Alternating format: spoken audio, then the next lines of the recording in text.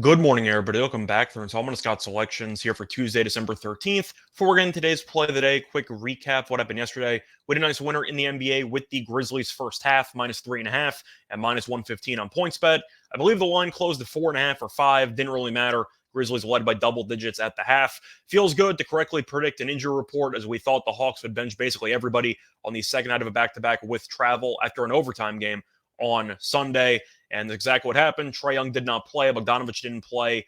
They were using basically a C or a D squad, and it showed as the Grizzlies, even without Ja, ended up winning the game comfortably. They won the full game by 20 plus points. So really never in doubt. Look for another winner here on Tuesday. And for today's play of the day, going to go back to the NBA, but looking at a player prop and a matchup between the Kings and the Sixers taking place at around 7 p.m.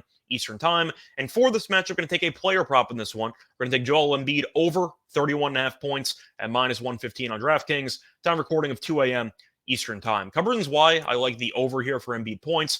First reason, have to actually look through a bunch of stats, but they're all good for Embiid over the past week or two. So going with some stats here about the points, he's been a point scoring machine. He scored at least 35 points in each of his last 4 games. He scored at least 38 points in each of his last 3 games. He also just scored 50 and change against Charlotte in his last time out. So Embiid is really just peaking at the moment, and he's playing some great basketball. And I do think he should continue to play well. To date back even longer than the past week, he scored at least 32 points in 8 of his last 10 games. He's also played a bunch of minutes because he is Philadelphia's best player, as he has played at least 34 minutes in each of the last 4 games. So I do think Embiid should end up being on the floor for a decent amount in this game. And I do think that Sacramento really just doesn't have the personnel to match up against him. To go through the recent meetings, Embiid has done well against Sacramento scoring the basketball, as he has scored at least 33 points in 2 of his last 3 games against the Kings. And the main reason why I like this play, besides the fact that Embiid is really just unstoppable right now,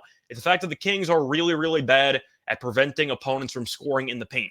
The Kings are allowing 52.6 points in the paint per game, which is the 6th most in the league. You might remember we took a similar player prop a week or two ago in the Bucks-Kings game. We took Giannis over his point total, and he finished with 35. It's the same idea. The Kings just don't have the personnel to actually stop very good centers. Sabonis has been better defensively this season, still a good rebounder. Is he a great defensive player? Not really. And we know Embiid's going to live at the foul line. I think he'll probably go to the line 14 plus times in this game.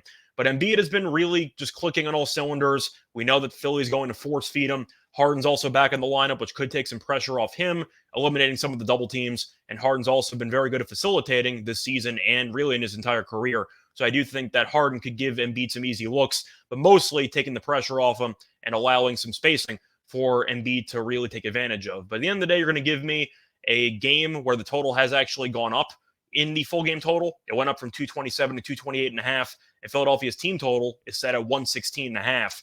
If Philadelphia scores 117, I'm assuming Embiid's going to walk into 35 or 40. I think he's got a shot to go for 40 in this game, but you're going to give me a really great center who's been dominant the last couple of weeks against a Kings team that really does not have the personnel to stop him and that's giving up over 52 points in the paint per game.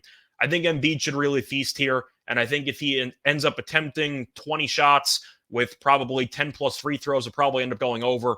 I think he's got a really decent shot to go for 40 here. But 31.5 might seem high. I really don't think it is based on how bad the Kings are in the front court defensively. And I think Embiid's going to exploit it for all 48 minutes. Play that once again here for Tuesday, December 13th is going to be on Joel Embiid over 31.5 points at -115 on DraftKings. Bye, everyone.